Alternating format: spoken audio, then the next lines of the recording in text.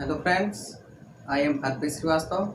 Welcome to my YouTube channel Online NCERT Study. Friends, I make educational videos based on NCERT from class 6 to 10. तो चलिए हम आज का अपना पहला चैप्टर स्टार्ट करते हैं जो है क्लास 6 की जियोग्राफी से the earth in the solar system. तो फ्रेंड्स, चैप्टर स्टार्ट करने से पहले आपको चलिए ले चलते हैं यूनिवर्स की सैर पर। तो सबसे पहले हम देखेंगे द ग्रेट हिमालयाज। अब हम और ऊपर उठेंगे तो हमें दिखेगा तिब्बत।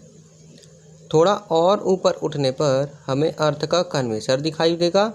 करीब इसी हाइट पर आर्टिफिशियल सैटेलाइट्स उड़ते हैं और इंटरनेशनल स्पेस स्टेशंस भी। थोड़ा सा और ऊपर जाएंगे तो हमें हमारी अर्थ दिखेगी जिसमें करोड़ों अरबों लोग रहते हैं। हर कोई अपने ज़िंदगी में दौड़ता भागता हैरान परेशान। हमारी अर्थ बहुत ब्लेस्ड है क्योंकि इसमें इतने तमाम तरह के इन्वायरमेंट्स हैं कि यूनिवर्स में जितने भी तरह के लाइफ फॉर्म्स हैं उनमें से 90% लाइफ फॉर्म्स यहाँ जीवित रह सकते हैं।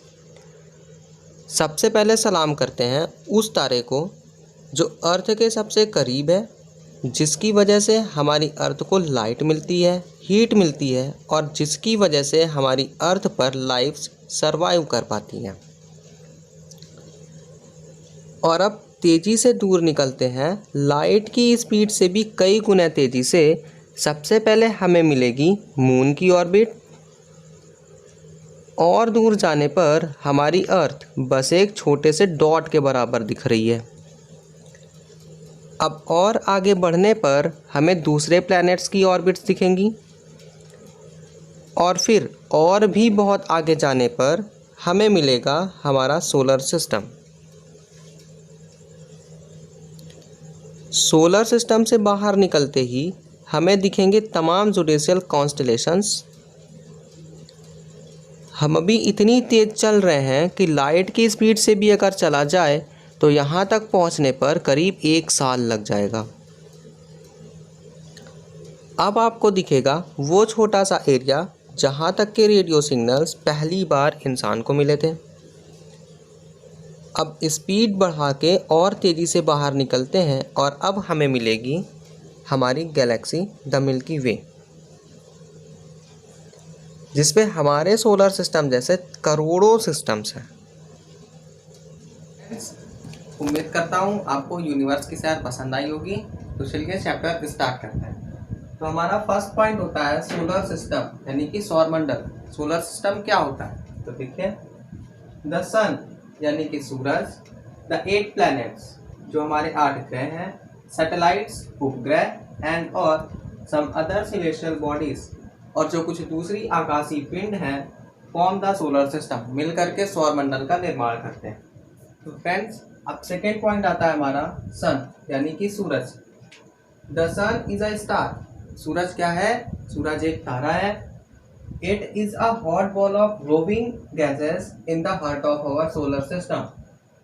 अब ये hot ball of glowing gases means जलती हुई गैसों का एक गर्म गोला है in the heart of our solar system, हमारे सौर मंडल के हार्ट पर यानी कि केंद्र पर।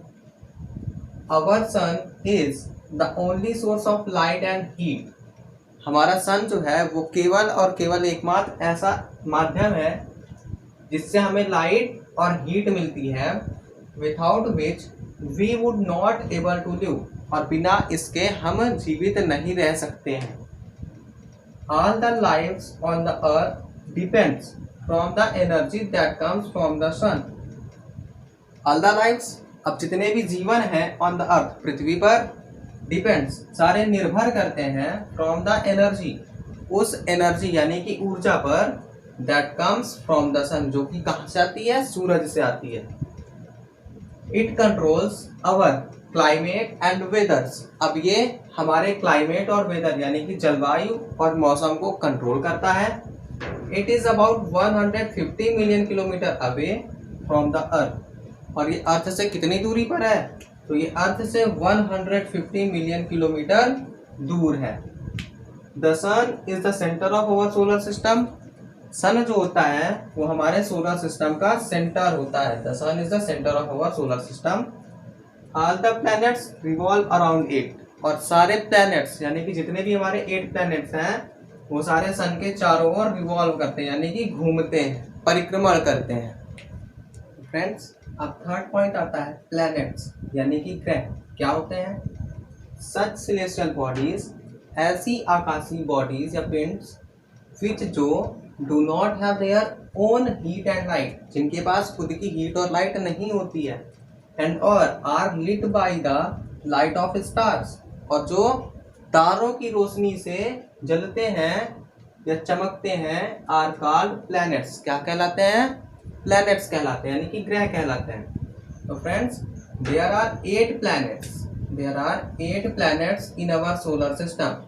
हमारे सौर मंडल में कितने ग्रह हैं, तो देयर आर 8 प्लैनेट्स, यानी कि हमारे सौर मंडल में 8 ग्रह हैं। The planets and their moons revolve around the sun. अब जो प्लैनेट्स हैं और उनके मून्स यानी कि जो हमारे ग्रह हैं और उनके उपग्रह हैं, रिवॉल्व अराउंड द सन, वो सन के चारों ओर परिक्रमण करते हैं। इन फिक्स्ड पाथ, एक फिक्स्ड पाथ में, कॉल्ड ऑर्बिट, जिसको क्या कहते हैं, ऑर्बिट यानी कि कक्षा कहते हैं। In order of their distance from the sun these are. अब देखिए, तो सन से इनके डिस्टेंस के अकॉर्डिंग अगर हम बात करें तो हमारे जो 8 प्लैनेट्स हैं वो इस प्रकार से हैं। नंबर फर्स्ट मरकरी यानी कि बुध, सेकेंड होता है वीनस यानी कि शुक्र, थर्ड होता है अर्थ यानी कि पृथ्वी, फोर्थ होता है मार्स यानी कि मंगल, 5 होता है जुपिटर यानी बृहस्पति, 6 होता है सैटर्न यानी कि शनि, 7 होता है यूरेनस यानी कि अरुण, और 8वां होता है हमारा नेपच्यून यानी कि वरुण। तो फ्रेंड्स, अब मैं आपको बताने जा रहा हूँ एक इजी वे जिससे कि हम इन सब को मेमोराइज कर सकते हैं। तो वो हमारा वे है my very efficient mother serve us noodles. Friends, एक इजी वे यानी कि एक आसान तरीका इन सारे नियमों को लर्न करने का वो ये है, my very efficient mother serve us noodles. M से हो गया हमारा मरकरी, वी से हो गया वीनस, ई से हो गया अर्थ, एम से हो गया मार्स, एस से हो गया सैटर्न, यू से हो गया यूरेनस, एंड एन से हो गया नेपच्यून। तो फ्रेंड्स, उम्मीद करता हूँ कि आपको समझ आया होगा। इन अवर सोलर सिस्टम, हमारे सोलर सिस्टम में, the planets are divided into 2 groups. जो प्लैनेट्स हैं उनको 2 ग्रुप में डिवाइड किया गया है। नंबर फर्स्ट है हमारा द इनर प्लैनेट्स और सेकंड है हमारा द आउटर प्लैनेट्स। अब बात करते हैं इनर प्लैनेट्स यानी कि आंतरिक ग्रह क्या होते हैं। द फर्स्ट 4 प्लैनेट्स यानी कि प्रथम 4 ग्रह which are the closest to the sun, जो सन से एकदम पास होते हैं, सन के करीब होते हैं, आर कॉल्ड इनर प्लैनेट्स। वो क्या कहलाते हैं, इनर प्लैनेट्स कहलाते हैं। देयर नेम्स आर, और उनके नाम हैं mercury, Venus, earth and Mars, यानी कि बुध, शुक्र, पृथ्वी और मंगल। ये जो 4 प्लैनेट्स हैं इनको हम लोग आंतरिक ग्रह के नाम से भी जानते हैं। अब बात करते हैं हम आउटर प्लैनेट्स की, यानी कि बाह्य ग्रह क्या होते हैं। The next 4 planets which are far away from the sun, which are far away from the sun are called outer planets। अब जब अगले 4 प्लैनेट्स होते हैं, जो अगले 4 प्लैनेट्स यानी कि अगले 4 ग्रह हैं जो सन से, which are far away from the sun, जो सन से दूर होते हैं, are called outer planets, उन्हें बाह्य ग्रह कहा जाता है। these are, अब वे हैं हमारे Jupiter, Saturn, Uranus and Neptune, Brihaspati, Shani, Arun and Varun. अब देखें, these are also called gas giants, इन सबको गैस जेंट्स भी कहा जाता है। ये जो हमारे नेक्स्ट 4 प्लैनेट्स थे यानी कि Jupiter, Saturn, Uranus and Neptune, इन चारों को गैस जेंट्स भी कहा जाता है।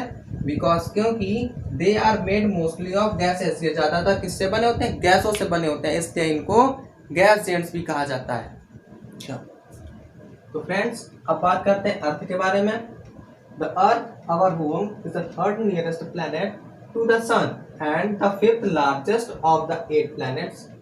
The earth our home, earth यानी कि जिसे हम अपना होम भी कहते हैं, is the third nearest planet to the sun, ये सन से तीसरी सबसे पास की प्लेनेट है। एंड और the fifth largest of the 8 planets, और 8 प्लैनेट्स यानी कि 8 ग्रहों में ये पांचवी सबसे बड़ी प्लैनेट है। It is spherical in shape, इसका शेप स्फेरिकल है, बट लेकिन but is slightly flattened at the poles, लेकिन ये पोल्स पर स्लाइटली फ्लैटेंड यानी कि हल्की सी चपटी हुई यानी कि दबी हुई है। The Earth is often called the water planet or blue planet because about 71% of the surface of Earth is covered by water, and from the outer space the Earth appears blue. The Earth is often called the water planet or blue planet. अब अर्थ को प्रायः water planet यानी कि जलीय ग्रह और blue planet अथवा नीला ग्रह यानी कि जो हमारी पृथ्वी है उसको हम लोग प्रायः जलीय ग्रह के नाम से भी जानते हैं और नीला ग्रह के नाम से भी जानते हैं। क्यों जानते हैं ऐसा? बिकॉज क्योंकि about 71% of the surface of earth की सरफेस जो है उसका 71% ढका हुआ है by water, covered by water. किससे ढका हुआ है?